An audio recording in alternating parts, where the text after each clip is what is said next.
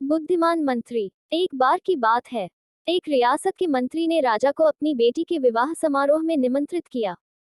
जब राजा अपने परिवार के साथ विवाह समारोह में पहुंचा, तो मंत्री उन्हें सम्मानपूर्वक उसने सफाईकर्मी को सभी के सामने वहां से उठा फेंका और उसे बहुत डांटा। सफाईकर्मी ने बहुत अपमानित महसूस किया और बदला लेने की योजना बनाने लगा। अगले दिन सुबह जब वह राजा का कक्ष साफ कर रहा था, तभी वह जानबूझकर बड़बड़ाया, राजा कितने नादान हैं। उन्हें यह पता ही नहीं कि रानी और मंत्री के बीच क्या चल रहा है। राजा आधी नींद में था। यह क्या बकवास कर रहे हो? उसने पूछा। महाराज, मैं पूरी रात सो नहीं पाया।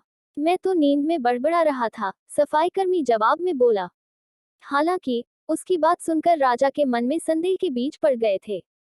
राजा अब मंत्री से चिढ़ने लगा और समय समय पर अपमानित करने लगा।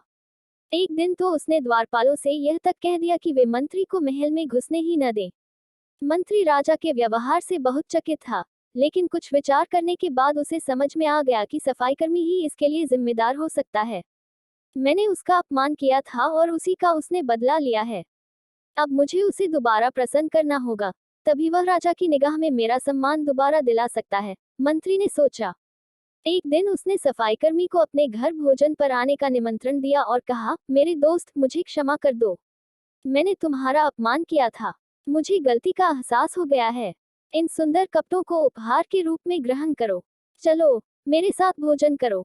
उद्धरण चिन्ह। सफाईकर्मी प्रसन्न हो गया। वह सोचने लगा, मंत्री तो अच्छा आदमी है। मैंने ही उस दिन गलती कर दी थी। अब सफाईकर्मी प्रसन्न था और प्रयास करने लगा कि मंत्री के बारे में राजा की धारणा बदल जाए। एक बार जब वह राजा के कक्ष में गया तो राजा सो रहा था। वह बड़बड़ाने लगा, अरे, राजा का तो दासी के साथ प्रेम संबंध है। बड़ी लज्जा की बात है। राजा ने उसका बड़बड़ाना सुना तो उठकर बैठ गया। राजा ने सफाईकर्मी को बहुत डांटा। सफाईकर्मी बोला, क्षमा कर दे महाराज, मैं पूरी रात सो नहीं पाया, इसलिए दिन में ही नींद में बड़बड़ा रहा था। राजा को अपनी गलती समझ में आ गई।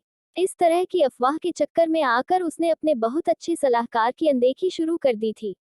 राजा ने मंत्री को बुलाया और दोनों फिर से मित्र बन गए।